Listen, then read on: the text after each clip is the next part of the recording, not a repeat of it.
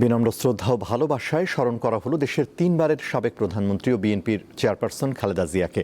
তার ৮২তম জন্মবার্ষিকীতে শনিবার রাজধানীর নয়াপল্টনে বিএনপির কেন্দ্রীয় কার্যালয়ে আয়োজন করা হয় দোয়া ও মিলাদ মাহফিলের। এতে অংশ নেন দলের কেন্দ্রীয় নেতাকর্মীরা।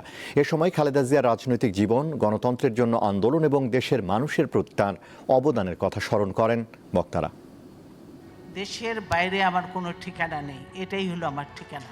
বাংলাদেশের রাজনৈতিক ইতিহাসের এক অনন্য ব্যক্তিত্ব ও অবিস্মরণীয় নাম খালেদা জিয়া। দেশের প্রথম নারী প্রধানমন্ত্রী এবং মুসলিম বিশ্বের দ্বিতীয় নির্বাচিত নারী সরকার প্রধান তিনি। স্বৈরাচার ও ফ্যাসিবাদের বিরুদ্ধে এবং গণতন্ত্র পুনরুদ্ধারের আন্দোলনের প্রশ্নে তিনি আপসীন নেত্রীর উপাধি পান। ১৯৪৫ সালের ১৫ আগস্ট দিনাজপুরে জন্মগ্রহণ করেন খালেদা জিয়া। তার জন্মদিন উপলক্ষে নেতাকর্মীদের উপস্থিতিতে মুখর রাজধানীর নয়াপল্টনের বিএনপি কার্যালয়। আয়োজন করা হয় দোয়া ও মিলাদ মাহফিল। দলের জ্যেষ্ঠ নেতারা বলেন, বিএনপি ক্ষমতায় এলেও খালেদা জিয়ার আদর্শ ভুলে গেলে চলবে না। তিনি যখন লড়াই করেছেন, লড়াই মাঠে তিনি কিন্তু সবাইকে পান নাই। তিনি যেখানে আছেন সেখান থেকে যেন আমাদের সঠিক পথে চলার প্রৌফিক দেন। তার যে কর্তব্য কর্ম, তার যে রাজনৈতিক চিন্তা, তার যে আপোষহীনতা এবং তিনি যে লক্ষ্য নিয়ে সংগ্রাম করছেন, সেখান থেকে তাকে বিচ্যুত করা যায়।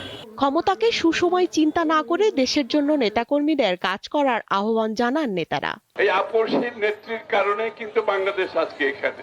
ওনার সেই স্বীকৃতি বাংলাদেশ জাতীয়তাবাদীর জন্য স্বীকৃতি। আমাদেরকে এটা মাথায় রাখতে হবে, ধারণ করতে হবে।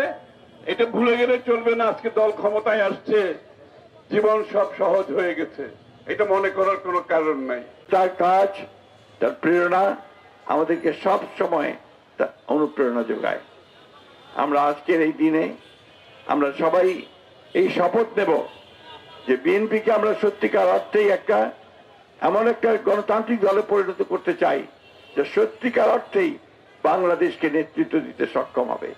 খালেদা জিয়া গত বছর ৩০ ডিসেম্বর মারা যান। তার জানাজায় লাখো মানুষ অংশ নেন। শোক, শ্রদ্ধা ও ভালোবাসায় খালেদা জিয়াকে বিদায় জানান দেশের মানুষ। স্বস্তিকা সিংহ, দীপ্ত সংবাদ, ঢাকা।